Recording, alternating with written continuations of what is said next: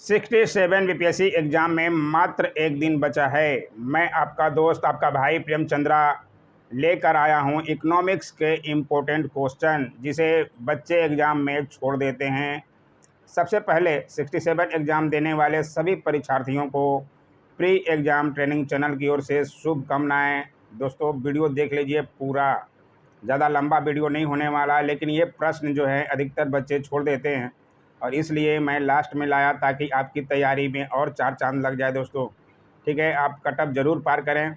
आइए देखें, सवाल बहुत अच्छे हैं और अच्छा लगे लाइक ज़रूर कीजिएगा और चैनल को सब्सक्राइब अभी भी नहीं किए हैं ज़रूर कर सकते हैं। ठीक है, आइए देखें। शुद्ध राष्ट्रीय उत्पाद यानी कि एनएनपी होता है, क्या होता है, उसमें से क्या करते हैं, एक बार समझ लीजिए अच्छी तरह से। ठीक है, सवाल इस तरह से बनते ही रहते हैं।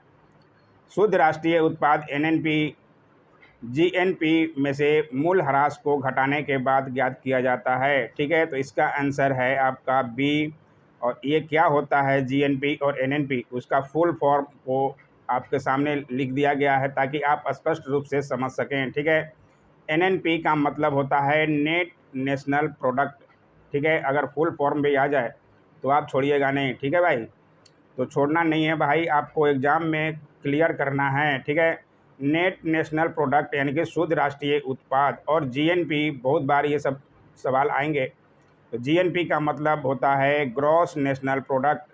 ठीक है, सकल राष्ट्रीय उत्पाद उसको कहते हैं। और जीडीपी का भी सुने होंगे, तो जीडीपी का भी फुल फॉर्म आप देख लीजिए और समझ लीजिए जो लोग नहीं जानते हैं। ठीक है, ग्रॉस डोमेस्टिक प्रोडक्ट यानी कि सकल घरेलू उत्पाद, इन सब का कोड वर्ड यूज होता है इकोनॉमिक्स में। ठीक है, तो आप नोट कर लेना भाई।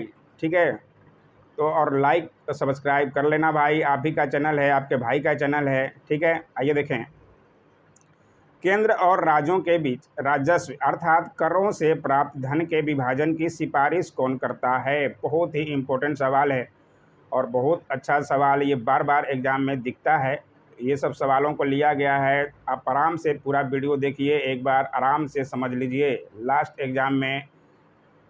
ठीक है ना, केंद्र और राज्यों के बीच राजस्व अर्थात करों से प्राप्त धन के विभाजन की सिफारिश कौन करता है? इसमें से योजना आयोग, वित्त आयोग, रिजर्व बैंक या केंद्रीय सांख्यिकी संगठन में से ये वित्त आयोग करता है। ठीक है, तो ध्यान से समझ लीजिएगा और आंसर पे ज़रूर से ज़रूर ध्यान रखिएगा।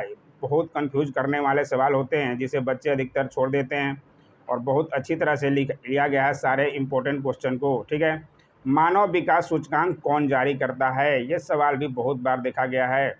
मानव विकास सूचकांक UNDP, united national development programme, ठीक है, ये जारी करते हैं। इसको ज़रूर से ज़रूर ध्यान रखिएगा, जानते होंगे आप लोग, लेकिन रिवीजन के लिए आपका लास्ट में करा दिया गया है। और मानव विकास सूचकांक का सिद्धांत किसने दिया था, इनका नाम भी ज़रूर से ज़रूर नोट कर लें।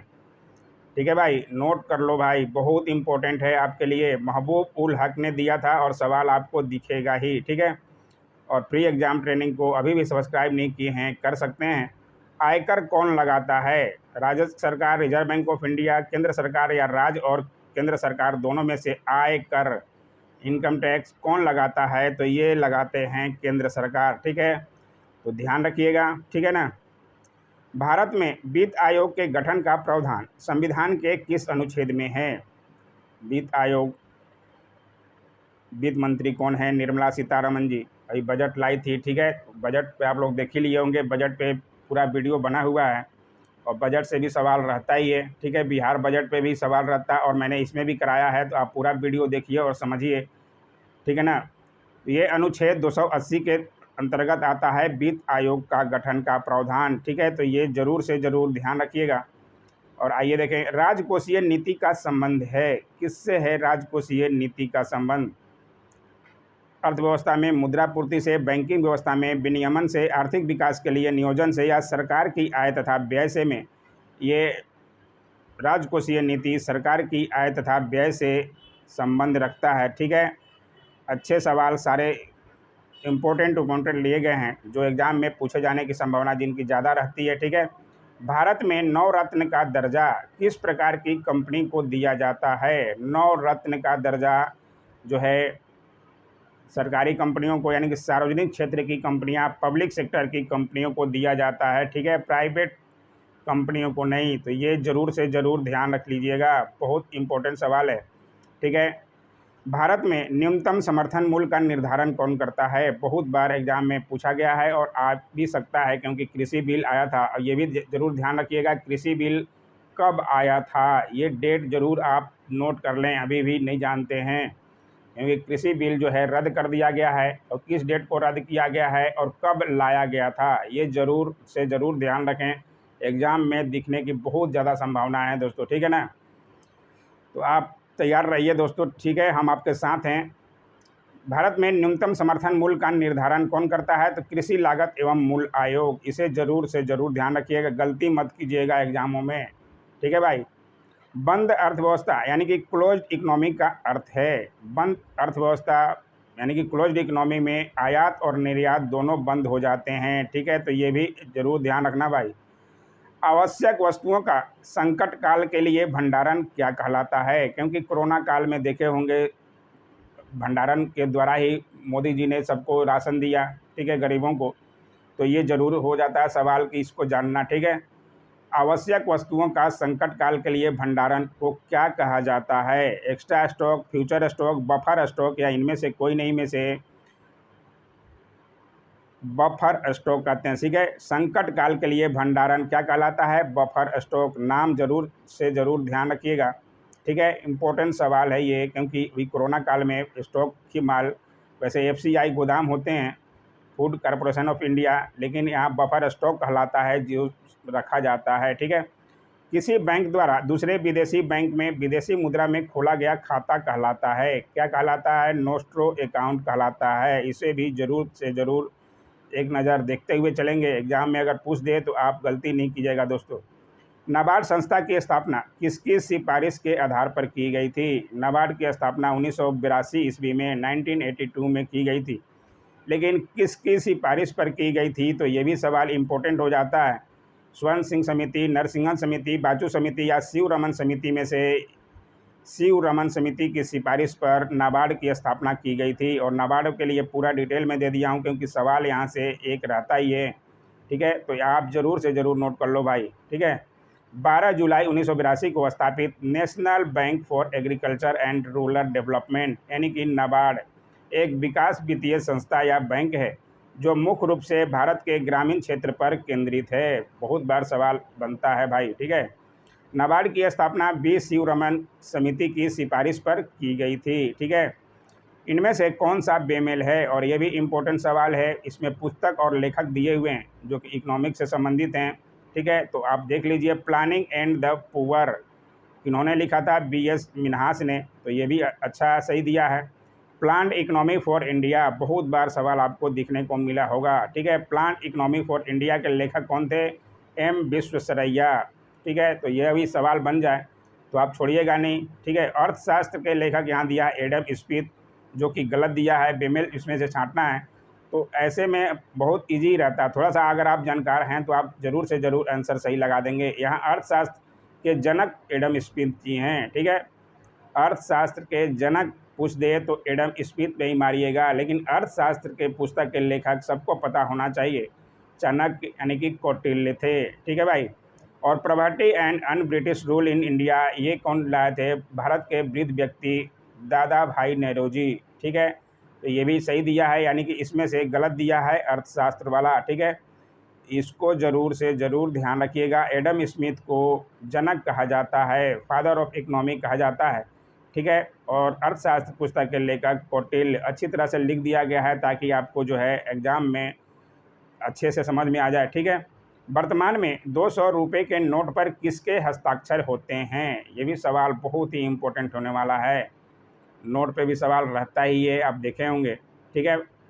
तो आप ये 200 रुपये के नोट, अब आप लोग अपना अपना पर्स खोल निकाल के देखने मत लगिएगा भाई एग्ज़ाम हॉल में, ठीक है, क्योंकि बहुत ही सख्त है एग्ज़ाम। आप आराम से दीजिएगा, कोई चीटिंग वूटिंग करने की ज़रूरत नहीं है। 150 प्रश्न हैं, 150 करना ही है, निगेटिव मार्किंग नहीं है, आपको पूरा का पूरा करके आना है, ठीक है भाई। तो ये 200 रुपये के नोट पर हस्ताक्षर होते हैं रिजर्व बैंक के गवर्नर जी का। ठीक है, वर्तमान में रिजर्व बैंक के गवर्नर कौन हैं? शक्तिकांत दास जी। तो नाम आप ध्यान रखिएगा, सवाल उन पे भी बनता रहता है। ठीक है भाई। सबसे पहले औद्योगिक क्रांति किस देश में हुई? सबसे पहले औद्योगिक क्रांति किस देश में हुई थी? इंग्लैंड में हुई थी। तभी इंग्लैंड ने पूरे विश्वों पर कब्जा किया था। ठीक है। भारत में दशमलव प्रणाली यानी कि मैट्रिक सिस्टम की मुद्रा का प्रारंभ कब हुआ? मैट्रिक्स प्रणाली मुद्रा का प्रारंभ पहले आना चलता था, सुने होंगे बचपन में। उसके बाद पैसे में आया 25 पैसा, 50 पैसा, 1 रुपया। पहले आना चलता था 10 पैसा, 20 पैसा, और ये आना 4 आना, 8 आना, सुने होंगे। ठीक है। तो ये दशमलव प्रणाली की मुद्रा का प्रारंभ किया गया था 1957 ईस्वी में। ये ज़रूर से ज़रूर ध्यान रख लीजिएगा भाई। ठीक है। और बाकी ये नाप तोल कब आया था दशमलव प्रणाली में? तो ये 1958 में लाया गया था।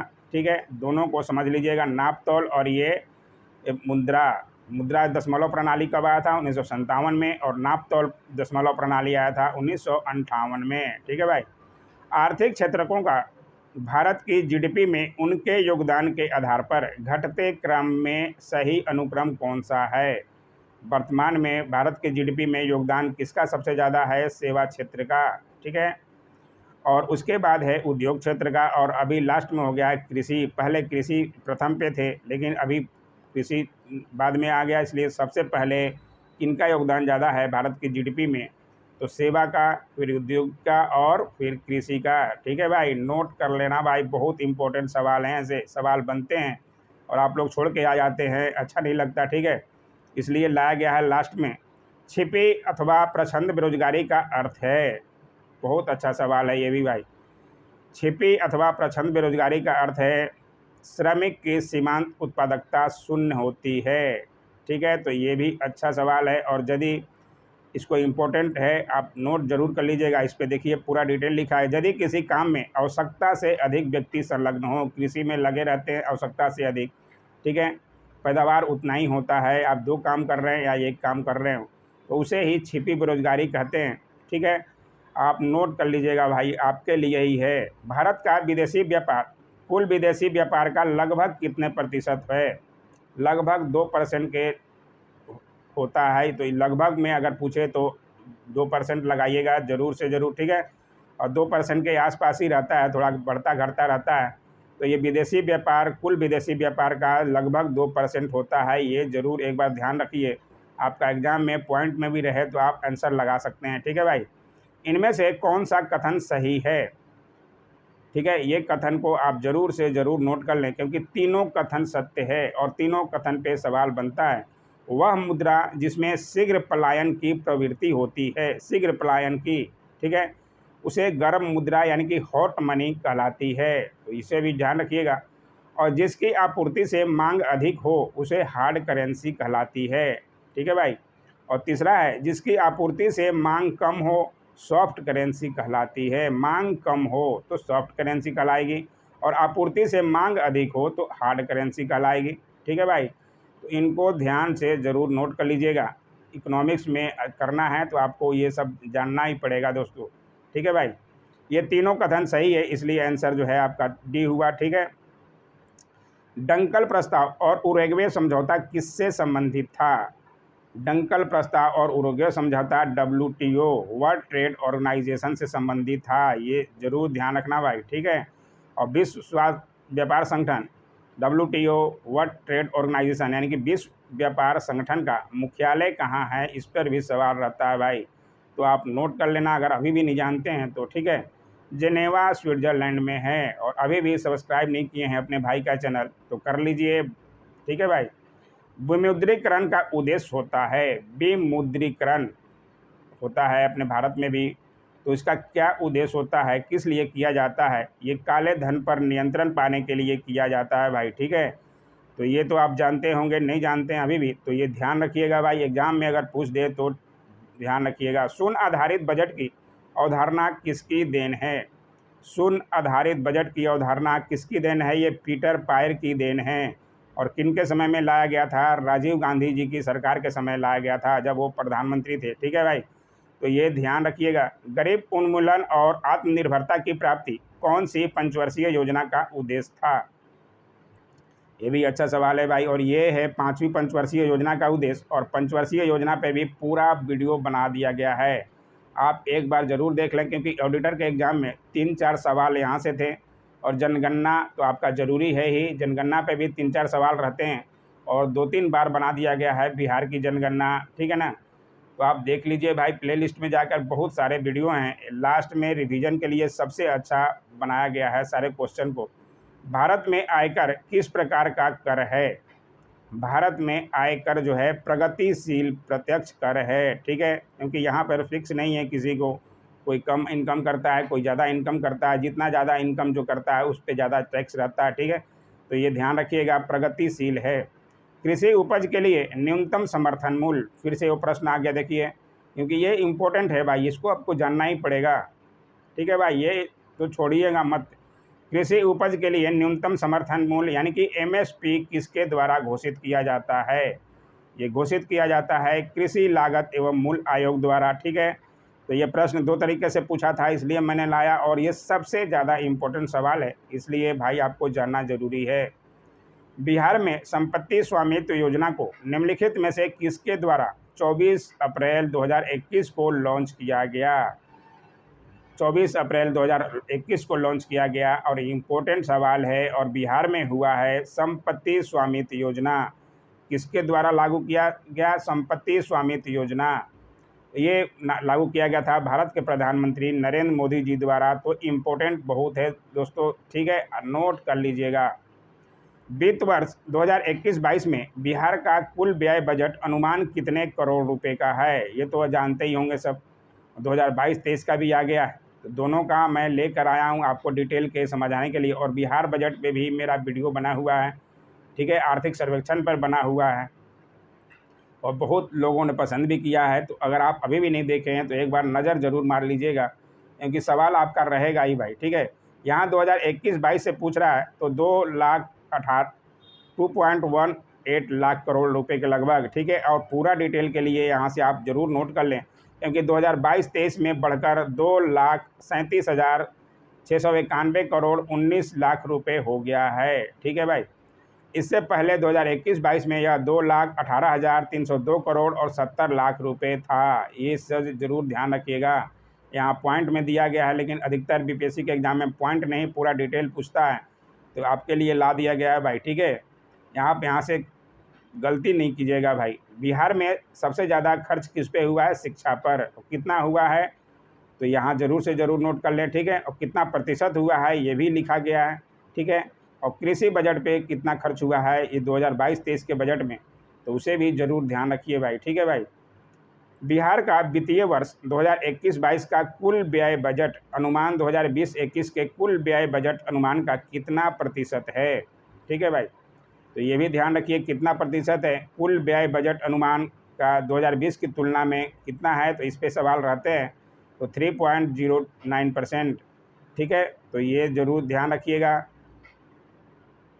और आगे सवाल है, बहुत अच्छे अच्छे सवाल ले लिए गए हैं ताकि आपके एग्ज़ाम के लिए थोड़ा खुशी आ जाए, ठीक है भाई।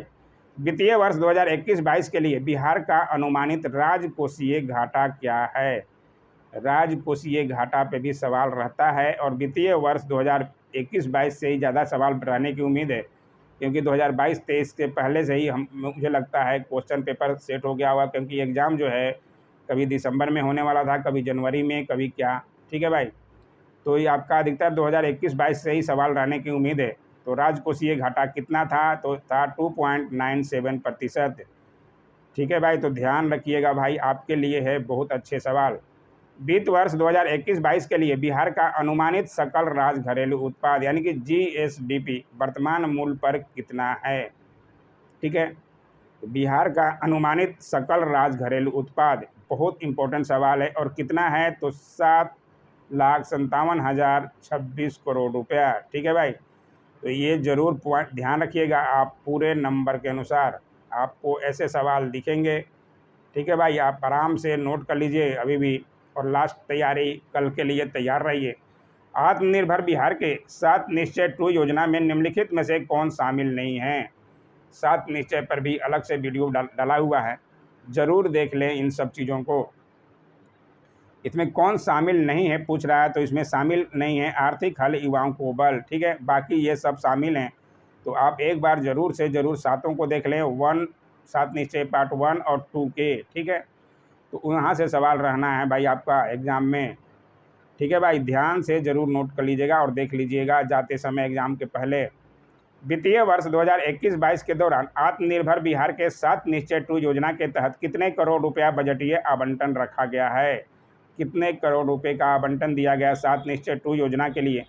2021-22 के बजट के अनुसार तो ये दिया गया था 4,671 करोड़ रुपया, ठीक है भाई। तो ये भी ध्यान रखिएगा, बहुत अच्छे सवाल हैं। बिहार के किस जिले में एक खेल विश्वविद्यालय की स्थापना की घोषणा की गई है?